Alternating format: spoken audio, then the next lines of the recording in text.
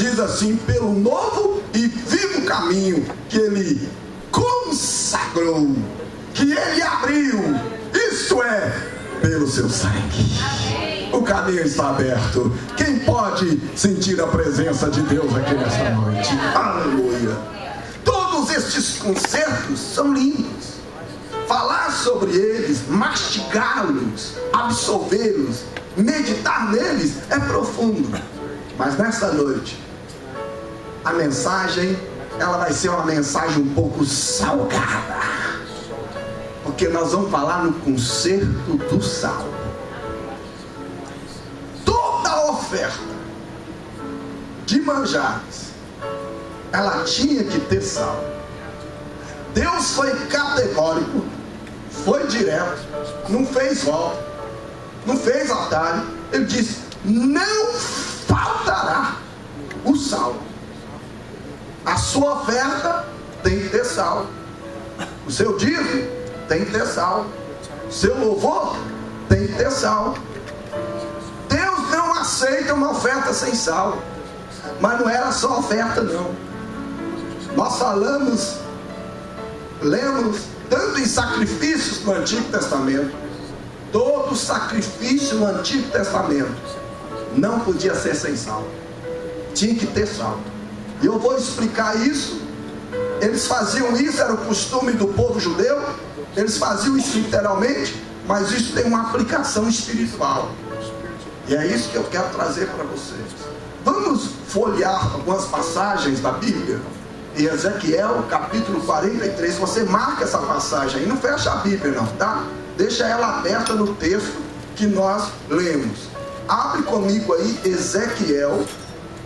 Eu vou bem devagar, porque eu quero que vocês saiam daqui cheio de Bíblia, cheio de palavras, cheio de Deus. Melhor do que entrar, moldados, modelados, polidos, brilhando, resplandecentes, abençoados. 43, 24. Vamos ler o 23 também. Ezequiel, livro do profeta Ezequiel. Acharam todos? Amém? Amém. Está depois de Gênesis, viu? É fácil achar. 43, 23 e 24. Olha bem. E acabando tu de o purificar, oferecerás um bezerro sem mancha, e um carneiro do rebanho sem mancha, e os oferecerás perante a face do Senhor. E os sacerdotes, o que eles farão? Colocarão, deitarão sal sobre eles, e os oferecerão em holocausto ao Senhor. Então todo sacrifício tinha que ter sal. Deus não aceitava nenhum sacrifício sem sal. Mas para que serve o sal, pastor Chega? O sal, ele serve para dar gosto a uma comida, alimentação. Se a comida não tem sal, o marido logo fala: ô mulher, o feijão está sem sal. Ó, você não põe o arroz, a carne, tem sal nenhum. Ou quando põe sal demais, está salgado. Então não pode ter sal demais, e também não pode ser sem sal. Quando você visita um restaurante ou a casa de alguém, e que a comida está temperada, aquela macarronada, aquela comida brasileira, culinária brasileira, que é franguinho quiabo, comida brasileira, bem temperada, alguém fala: vamos voltar lá, dá parabéns. Ou senão dá aquele sinal brasileiro: ó, a comida, ó, nota 10. A pessoa se convida a voltar lá de novo. Se a comida estiver salgada demais, a pessoa tiver problema de pressão alta, pressão arterial, hipertensão, a pressão sobe. E se subir muito, é perigoso chegar lá no céu. Vocês estão me entendendo? Vai, chega lá, irmão. Então não pode ser ser salgado demais. E não pode ser sem sal. Quando a Bíblia fala de sal, a Bíblia está falando de gosto, de prazer, de uma coisa agradável. Você come uma comida boa, bem temperada, você se sente bem, você fala, sente prazer, sente alegria, que é agradável, o gosto, o paladar.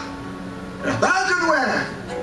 Às vezes a gente até ultrapassa, come um pouquinho a mais. Não é verdade?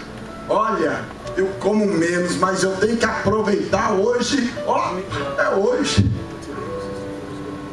Mas quando a Bíblia diz sal na oferta de manjares, sal no sacrifício, está falando que no nosso culto, no nosso louvor, na nossa adoração, tem que ter sal. Você tem que ter prazer para louvar. Você tem que sentir a alegria de estar na presença de Deus. É uma tribulação de pessoas que não tem horário para chegar, mas tem horário para sair. E quando vai chegando a hora, vai chegando às 9, 9h30, ele começa a olhar para o relógio de rato e zoe. Se o pregador passar 5, 10 minutos, acorda amanhã 5 horas. Mas miserável fica 3, 4 horas lá na internet. Fica 2, 3 horas na novela. Chora, ri. E quando vem para a igreja, oferece a Deus um culto sem sal, azedo, mal-humorado, cara fechada, um culto sem alegria, um culto sem satisfação. Deus está querendo mudar isso na nossa vida. Nós temos que sentir a alegria de estar na casa de Deus. Olha o que disse o salmista: serviu o Senhor com alegria. Ele quis dizer, serve o Senhor com sal, com prazer, com alegria. Davi chegou a dizer assim: alegrei-me quando me disseram. Ele nem estava lá na casa de Deus não, só quando disseram para ele. Mas tem crente, quando fala em culto, está cansado, cabeça está doendo, vou ver o jogo, foi para a praia. Irmão, você quer ver a igreja lotar e os crentes sem pressa de ir embora para casa? É só dar um churrasco depois do culto. Graças a Deus que aqui não tem essas coisas. Você é mais lá para as Europa fora. Aqui não tem isso. Aqui todo mundo está servindo a Deus com alegria, com prazer. Ninguém murmura, ninguém fala mal do seu irmão. Eu vou chegar lá. Ninguém tem inveja, ninguém é contra a administração, é contra o louvor. Mil maravilha aqui, tem sal. Ele disse, me alegrei quando me disseram. Agora imagina ele lá na casa de Deus. Quando disseram, o homem ficou alegre. Agora quando ele põe o pé nos átrios, ele olha para um canto e começa a dizer, quão admiráveis são os teus tabernáculos, ó Senhor. Aleluia. Ele olha lá na greta do telhado, até o pardal encontrou casa, e a andorinha ninho para si. E no mesmo capítulo, no versículo 10 de 84 de Salmos, ele disse, é melhor estar um dia na casa do Senhor do que 1000 vezes em outro lugar. Quem levanta a mão e glorifica a Deus por isso? É bom estar nesse lugar ou não é? É bom estar aqui, porque aqui tem sal, aqui tem alegria, aqui tem gosto, aqui tem prazer. O seu louvor tem que ter sal, o seu culto tem que ter sal, sua adoração tem que ter sal, o seu sacrifício tem que ter sal. Como é que está o seu sacrifício aqui hoje? Essa semana, esse mês, esse ano. Olha o que disse Paulo. Rogo-vos, pela compaixão de Deus, que ofereceis os vossos corpos em sacrifício vivo, santo e agradável. Olha que coisa interessante. Quando ele fala santo e agradável, no original, na sua aplicação, ele está dizendo com sal. Porque um sacrifício para ficar agradável tem que ter sal. O crente não pode ser sem sal, porque é crente parado, sem alegria, sem prazer, desanimado, quase parando, quase jogando a toalha, se rendendo, querendo divorciar, querendo sair da igreja, querendo ir para outra. Tem alegria, irmão, tem firmeza, não tem sal. Está todo destemperado, descontrolado, desequilibrado, desnorteado, sem direção, sem alvo, sem objetivo, sem perspectiva, sem sonho, desesperado, no fundo do poço. Mas desta noite, renova o seu concerto com Deus, porque a sua história vai mudar. Amém. Aleluia! Glória a Deus! Dá um aleluia aí com a boca cheia, com vontade. Aleluia! Glória a Deus! Eu estava semana passada com um grupo de irmãos, eles me chamaram, convidaram. Era o jogo do Brasil. Aí nós assentamos lá.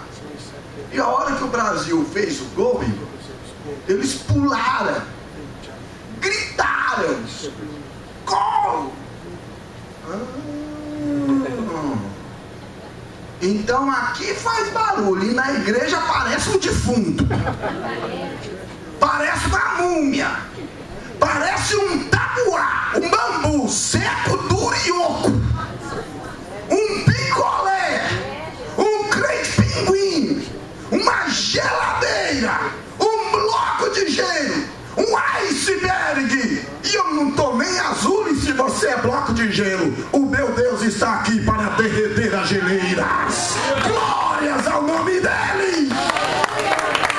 Enquanto tem muita gente aplaudindo, vibrando, calça curta que venceu a defesa e marcou um belo gol, nós estamos aqui aplaudindo o Rei dos Reis e Senhor dos Senhores, aquele que era, que é e que há de vir. Jesus! Glória a Deus! Nome. Glória! Aleluia! Santo, santo. Glória a Deus! Então tem que ter sal. Quem vai fazer essa analítica espiritual, esse exame, se você está sem sal ou salgado demais, é você. Crente salgado demais no trânsito, irmãos. Trânsito garrafado, fica doidinho, alguém fecha ele abre o vidro e fica igual um pitbull.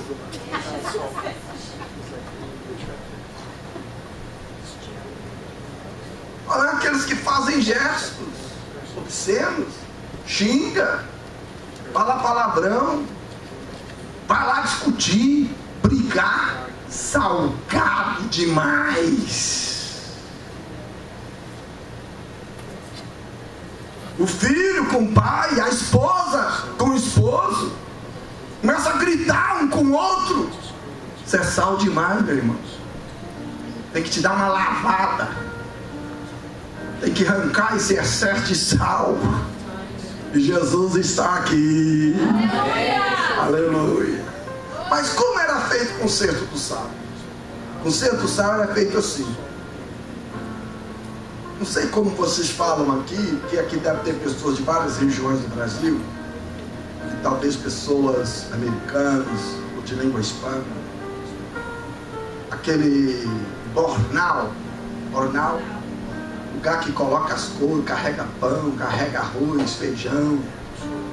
É uma espécie de alforge, aljava ou bornal, Tem lugar que fala capanga.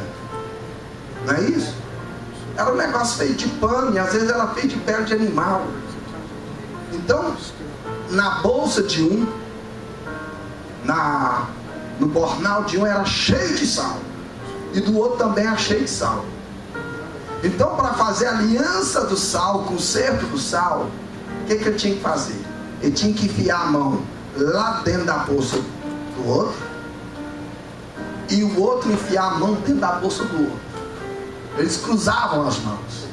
Aí enchia a mão de sal, e aquele que pegava o sal do colega dele, do amigo dele, colocava lá dentro do alforje dele, da sacola dele, do bornal dele. E o outro pegava o sal e colocava no outro. Ali se fazia o conserto do sal. Depois que misturava o sal, ficava o sal na mão. Aí um lambia a mão do outro. Costume judaico. Um lambia a mão do outro, e o outro lambia a mão do outro. E a partir daquele dia, um estava proibido falar mal do outro. Um estava proibido murmurar contra o outro. Um estava proibido caluniar contra o outro.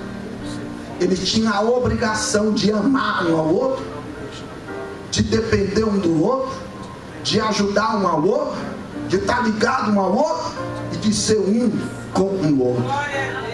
Às vezes as pessoas não entendem a amizade de Davi com Jonatas. Era o conserto do sal. Eles eram fiéis um ao outro. Eles eram companheiros. E a Bíblia diz que há amigo que é mais chegado do que o próprio irmão. O salmista ou o pregador está falando do conserto do sal. Quando Jesus diz: amai-vos uns aos outros como eu vos amei, ele está falando do conserto do sal. Vocês conhecem aquela passagem de Mateus 5? A gente pode até ler Mateus 5, 23. Se alguém levar a sua oferta lá no altar e lembrar que tem alguma coisa contra o seu irmão, ou seu irmão tem alguma coisa contra ele, o que ele faz? Ele deixa ali a sua oferta, vai consertar, vai reconciliar. Vamos ler aí, 5:23.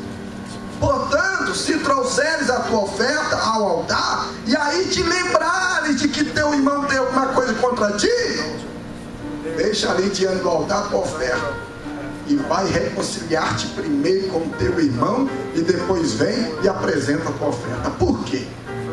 A oferta, ela tinha que ter sal. Se ela não tivesse sal, se lembrasse que tinha alguma coisa, alguma mágoa, alguma raiz de amargura, alguma ofensa, ele não podia ofertar. Ele tinha que ir lá consertar primeiro, por causa do conserto do sal. Ele estava proibido de ficar de mal com ele. Ele estava proibido louvar, adorar, levar oferta, adorar Deus de mal com seu irmão. Ele ia lá, para ele desfazer o conserto, sabe o que ele tinha que fazer? Ele tinha que tirar o sal dele do bornal do outro. Vamos ver se vocês entenderam. Era aí possível. Então o conserto, ele não podia ser violado e nem quebrado. Por que Tiago diz: não faleis mal uns dos outros? Ele está falando com o conserto do sal. Não murmureis uns contra os outros. Está falando do conserto do sal. Não mordeis uns aos outros. Conserto do sal. Sabe o que o diabo está fazendo? Fazendo os crentes brigar um com o outro, ficar de mal um com o outro, tirando o seu foco. A nossa luta não é contra a carne e o sangue, mas é contra 4 níveis de força do inimigo: principados, potestades, hostes, está no plural, das trevas e hostes espirituais da maldade nos lugares celestiais. A nossa luta é contra os níveis de força do inimigo, é contra Satanás, é contra o mundo, é contra o pecado. Mas o diabo está fazendo os crentes ficar brigando com o outro, um querendo comer o outro vivo. Você precisa renovar o seu conserto nesta noite. Esposa que guarda a mágoa no coração do marido. Olha, irmãos, às vezes mágoa de 5 anos, 10 anos. O dia que tem uma discussão, você lembra 10 anos atrás o que você fez comigo? Porque a cabeça da mulher é uma parafernália, ou é um punhado de fio descascado, e fica um encostando no outro dando choque. Eu entendo que a mulher é muito emotiva. Tem um ditado no Brasil que a mulher é igual manteiga derretida, e graças a Deus porque as mulheres são sensíveis.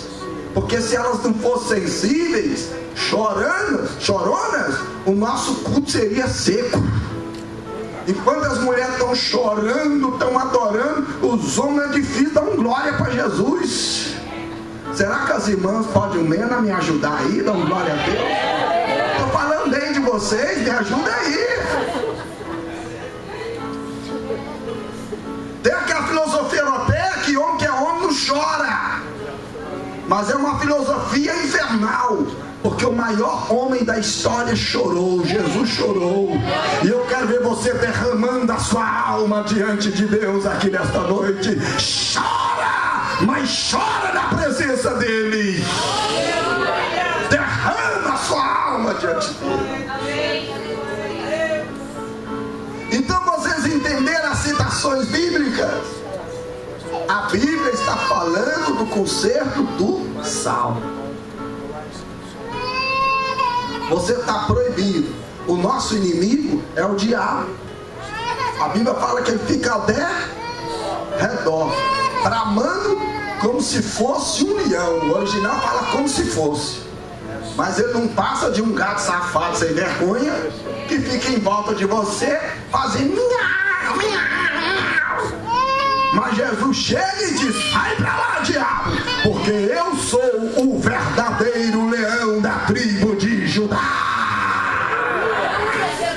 O verdadeiro leão está aqui nesta noite. Levante a mão e dá glória para ele. Dá glória para Jesus. Ele está aqui. Agora o diabo ele fica ao derredor. Ele faz 3 coisas: observa, planeja e ataca.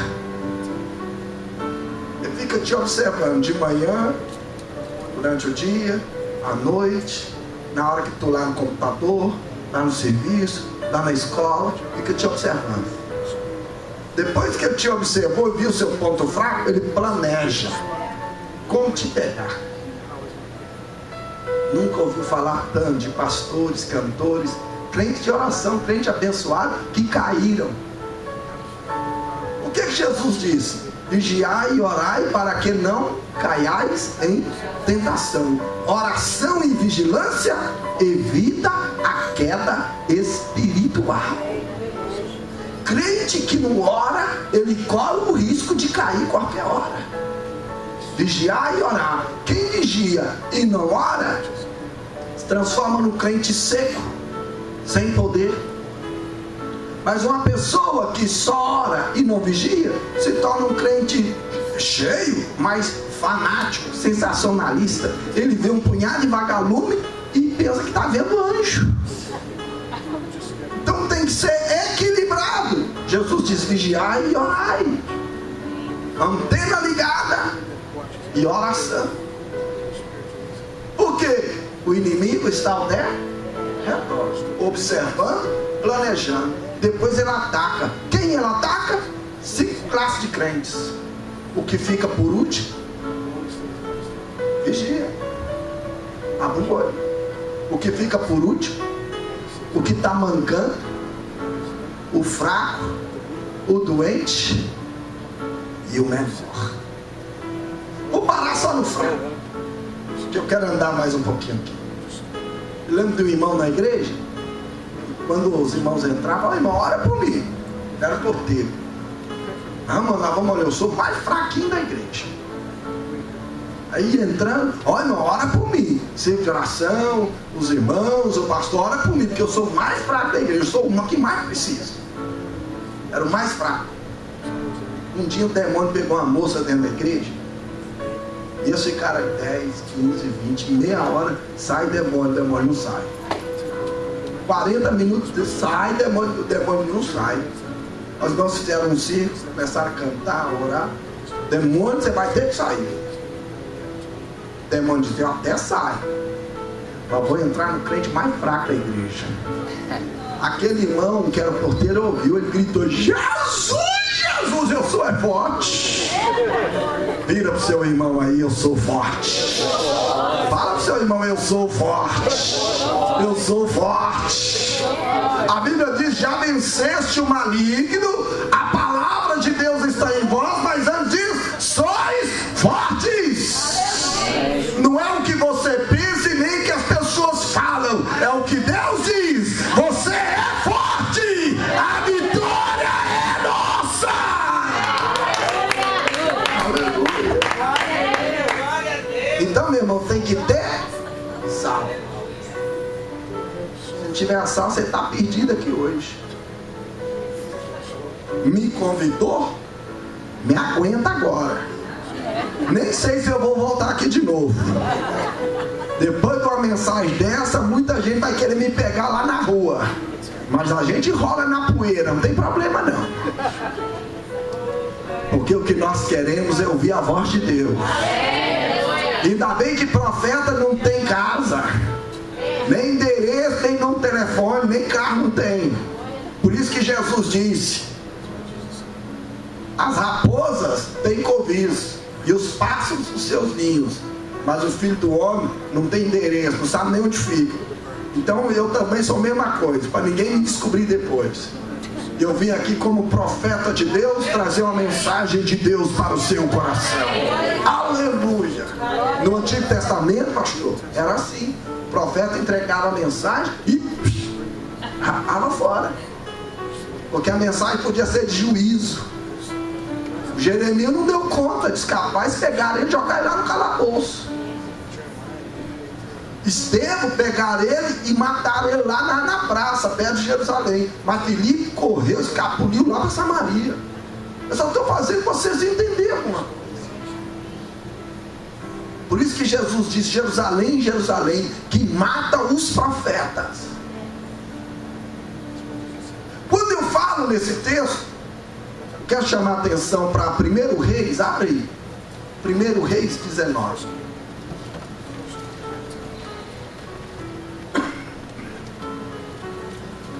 Eu sei que Deus está falando com você aqui nesta noite. O Espírito de Deus está em obras aqui hoje. Gostei, vocês são muito criativos. Capítulo 19. Olha o que disse Elias, versículo 10. 1 Reis 19, 10. Vocês estão abrindo aí? Amém. Ou só estão pegando carona lá aqui no visor? Abra aí, marca, coloca aí, sublinha aí, pra você não esquecer. Anota aí no papel. Templo é lugar de adorar a Deus e de aprender. Por isso que Davi diz, adorar na beleza da sua santidade e aprender no seu santo templo. É por isso que Jesus entrava no templo e começava a ensinar, para mostrar isso aí. Aqui é lugar de aprender. E Jesus disse, aprendei de mim, que sou manso e humilde de coração. Quem está aprendendo alguma coisa aqui hoje? Quem está ouvindo a voz do Espírito Santo aqui hoje? Então vamos melhorar isso aí. E ele disse, tenho sido muito zeloso pelo Senhor, Deus dos exércitos, porque os filhos de Israel deixaram o teu pacto, aliança, conserto, berite.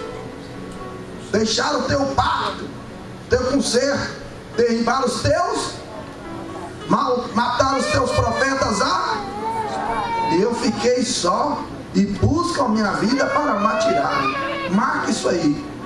Deixaram o teu conserto. Abandonaram todos os consertos. Deixaram o conserto do sal.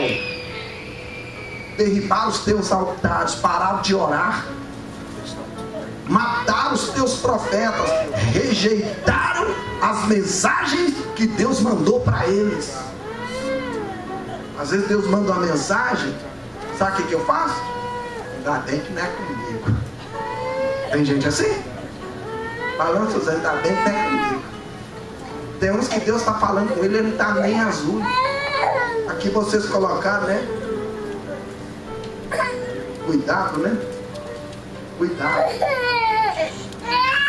Às vezes, quando você vê uma obra, você vê uma seta. Vira direita, vira esquerda. Tem pessoas que Deus começa a falar com ele, a mensagem vai nele, ele tem uma seta. Quem diz, ainda bem que não é comigo. Ele dá um giro de coruja de 180 graus, ele faz assim, ó. Quem precisava de ouvir mesmo não veio hoje. Verdade ou não é? Nós desviamos a mensagem, nós rejeitamos a mensagem. Nós precisamos, irmão, quando Deus começar a falar, fazer igual os negros americanos que está acontecendo aqui na América. Um avivamento entre eles, porque Deus começa a falar, um levanta lá e fala, essa mensagem aí é para mim. Levanta 10 de uma vez, não, essa mensagem aí é minha, não, é minha. E costuma levantar 100, 200, 300 de uma vez, começa a aplaudir e um fala para outro assim, não, essa palavra aí é para mim. Não, Deus está falando, é comigo, isso aí é para mim. Mas no meio dos crentes, vou falar com nós aqui, né? Deus começa a falar, nós desviamos. Meu esposo tinha que estar aqui hoje na igreja. Meus filhos, pastor, eles não vieram hoje. Eles precisavam tanto ouvir essa mensagem. E nós esquecemos que a mensagem é para nós. Deus está falando aqui conosco, nos preparando, nos advertindo, nos moldando, nos modelando, nos polindo, nos preparando para sairmos daqui mais fortes e mais abençoados. A Bíblia diz que o avisado vê o perigo e foge dele. O avisado. Quem sabe o diabo está com um laço aí para te pegar aí essa semana? E Deus está te advertindo aqui hoje. Deus está te falando aqui hoje. Quem está em pé, olhe, não caia. Você está achando que quem está caído, que cai? A única maneira de não cair é ficar de joelho. Está entendendo o mistério? Não quer cair não? Fica de joelho. Crente que fica de joelho não cai. Oh, aleluia! Eu preciso entender isso. Eu lembro quando eu soltava pipa, não era muito fã, mas soltava. Quem aqui já soltou pipa quando era criança? Até as mulheres. Glória! Uma pipa subir, ela precisa de vento. O vento tem que soprar contrário ou a favor? Vocês vão ver se vocês lembram. O vento tem que soprar ao contrário ou a favor? Alô? Fala mais alto, tá com medo de errar? Ao contrário, isso, eu tenho problema de audição. Ao contrário, quanto mais ele sopra, mas tem crente que quer as coisas só a favor, não sai do lugar. Mas quanto mais o vento sopra ao contrário, mais alta a pipa sobe. Minha irmã, pode reclamar, deixa o vento contrário subir, e mais alto você vai subir na presença de Deus. É por isso que a Bíblia fala que Ele nos fez assentar nos lugares celestiais, nos fez assentar em lugar alto. A Bíblia fala assim: colocá-lo-ei no alto. Deus te colocou em lugar alto, porque o vento está soprando o contrário. Mas se você ficar com esse lenga-lenga aí, nós cantamos o hino da harpa. Vocês cantam o hino da harpa também? Conhece não? Tem um hino da harpa que fala assim: depois da batalha, Deus me coroará. Depois da batalha, me coroará. Deus me coroará. Mas você prestou atenção? Lá está escrito que é depois. Tem crente que quer a coroa, a vitória antes. Nem lutou, nem fez nada, miserável, já quer a bênção. Não lutou, não batalhou, não entrou na guerra. Mas uma coisa eu digo: depois da batalha nos coroará. Aleluia!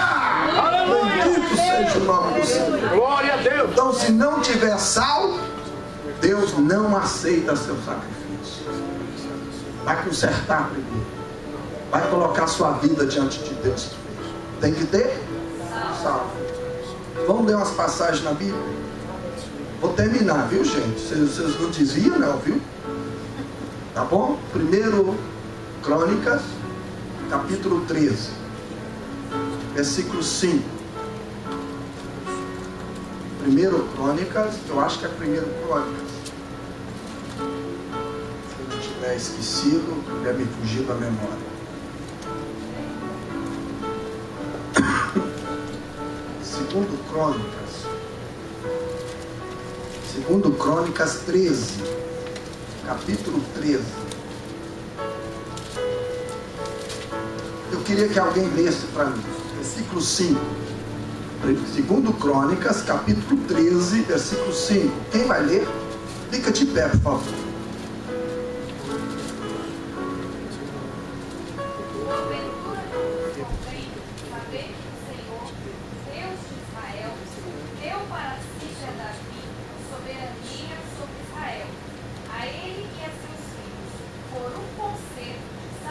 Olha bem, Deus deu a Davi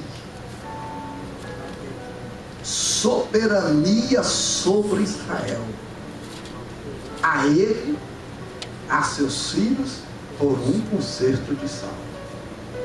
O compromisso de Davi com Deus, fez aliança com Deus, aliança do concerto do sal. 28, 29 de Números, por favor. Já estou terminando, só para confirmar os textos.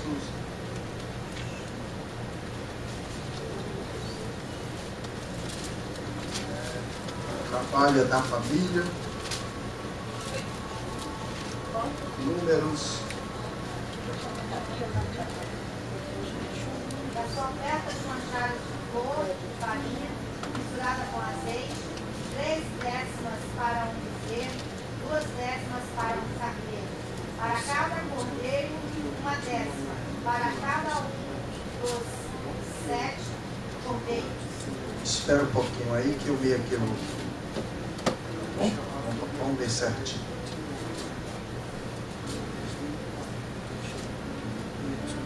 É, 18, 19. Desculpa, tá? Mas valeu o seu esforço. 18 ou 19. É porque não veio nada planejado aqui hoje, viu? Deus inspirou no meu coração trazer essa mensagem nesta noite. 18, 19. A mesma irmã leia esse versículo para nós. Versículo 19 do capítulo 18. Todas as ofertas alçadas. Isso.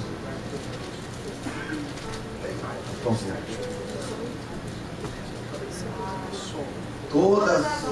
Fica de pé, por favor.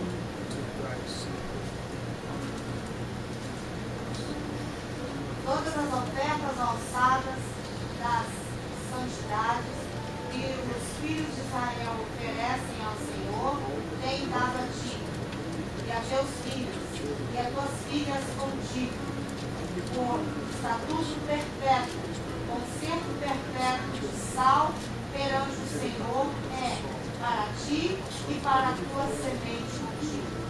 Vocês entenderam? A minha família tem que ter sal. Os meus filhos têm que ter sal. O marido, o maridão, tem que ter sal. A esposa tem que ter sal. É um conceito perpétuo que Deus fez com a geração sacerdotal. Vocês lembram que Jesus, quando nasceu, estava com 2 anos? Ele recebeu 3 presentes dos magos do Oriente. Quais foram os presentes? Ouro, incenso e mirra. Eu vou mudar a ordem para facilitar a explicação. Incenso, mirra e ouro. Quando esses 3 presentes foram dados para Jesus, foi com um objetivo. Primeiro, para restaurar o ministério sacerdotal, porque o sacerdócio segundo Arão faliu, e Jesus veio com outro sacerdócio, segundo a ordem de Melquisedeque. Não aceitavam o sacerdote que não fosse da tribo de Levi e segundo a ordem de Arão. Aí Jesus veio e quebrou tudo. Sacerdote da tribo de Judá, segundo a ordem de Melquisedeque. A ordem de Arão, todos falharam e todos pecaram. Mas Jesus Cristo é o sumo sacerdote eterno. Ele não só entrou no Santo dos Santos, mas entrou na eternidade e está sentado à direita de Deus Pai e intercede por nós. Então o ministério sacerdotal, ele tem um objetivo. Jesus veio para restaurar o ministério sacerdotal. Qual é a missão do sacerdote? Levar a família até Deus. Todo pai, toda mãe tem a obrigação, o dever de levar sua família, os seus filhos até Deus. Mas está acontecendo diferente. Nós não vigiamos nossos filhos na internet. Nós compramos tablet com internet. Nós tivemos um problema numa igreja que eu pastoreava no Brasil, que o pai deu um laptop para a filha. E ela fez 2 contas no Facebook. Um nome dela e o outro nome falso. Sem os pais saberem. No nome falso, que os pais não sabiam, ela fotografava a si mesma, seminua, e postava no Facebook. E os meus filhos descobriram ela. Eu era o pastor. Ela cantava no conjunto, cantava na frente da igreja. E eu chamei o pai dela. A Bíblia fala, se teu irmão pecar, chama ele. Se ele te ouvir, ganhaste teu irmão. Não é envergonhar quem treina no público. Não é envergonhar na frente dos outros. Se o seu irmão, você tem alguma rixa, tem algum problema, não fica comentando com ninguém não, resolve a parada. Vai ficar fazendo fofoca, leva e traz, diz que me diz, você vai fermentar o negócio. Chama esse irmão em particular. Irmão, obedece a Bíblia, que o negócio vai dar certo para você. O negócio vai funcionar. Deus vai trabalhar bonito aqui. Aleluia! Chama em particular. Pô, irmão, fiquei ofendido. Tem irmão que é casquinha de ovo, né? Ofende, fala. Vai lá dar um abraço. Perdoar 70 vezes 7, irmão, por dia, 490 vezes por dia. Você lembra daquele moço que devia 10 mil talentos? 10 mil talentos, irmão, são 25 carretas de 20 mil quilos. Você já imaginou encostar 25 carretas com 20 toneladas cada uma, cheinha de ouro aqui? Você está feito, não tá? O que o Senhor fez? Perdoou a dívida. Sabe quanto tempo que ele ia gastar para pagar essa dívida? De 120 a 150 mil anos para pagar a dívida. Isso significa que ele jamais poderia pagar a dívida. Assim era você. Você não podia pagar sua dívida. Aí Jesus fez o seguinte: me dá essa duplicada para cá, me dá essa promissória para cá, me dá essa dívida para cá, e eu vou cravar ela aqui no Calvário. Aleluia! A Bíblia fala que ele pegou a cédula que era contrária a nós. Ele pegou a sua dívida que você não pediu, podia pagar. Irmão, não tem coisa melhor quando a gente consegue pagar uma dívida, não é? Você vai lá de 10, ou pega o dinheiro emprestado, ou bateu o carro, aconteceu um problema, e quando você paga, você sente paz. Tem gente que não dorme porque está devendo. Está devendo.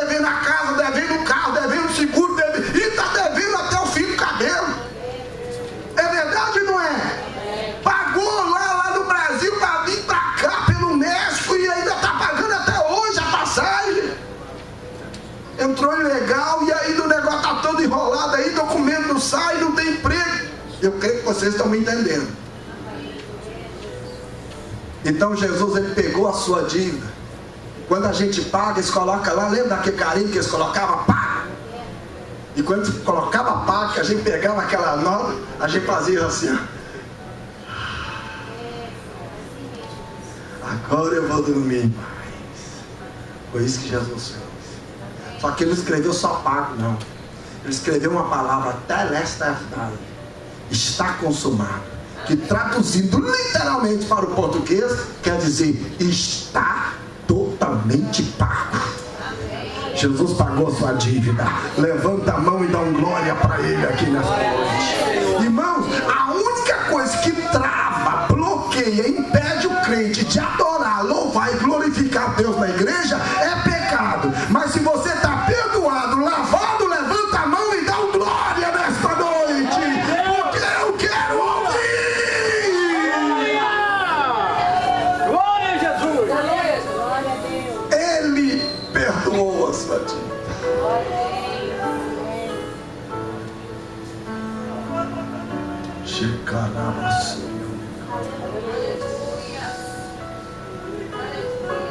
Se não tiver sal, não funciona. Tem que ter sal. Juízes 9:45. Tocação no relógio.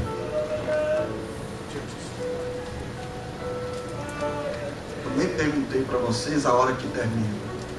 Talvez eu já até esgotei o horário, né? Vocês estão doidinhos para me esguelar eu aqui, né? Posso concluir? Ninguém dizia, não? Vocês são tudo crente, né? Porque, irmãos, a Bíblia fala que a gente tem que ser fiel em tudo, não tem? Ou não? Tem ou não tem? A gente tem que pagar o dízimo de tudo também, não é? Não é fidelidade? E o dízimo do tempo, você paga? Quanto que é o dízimo do tempo? De 24 horas, quanto que é? Hein? Fala, vocês estão com medo de errar? A gente aprende errando.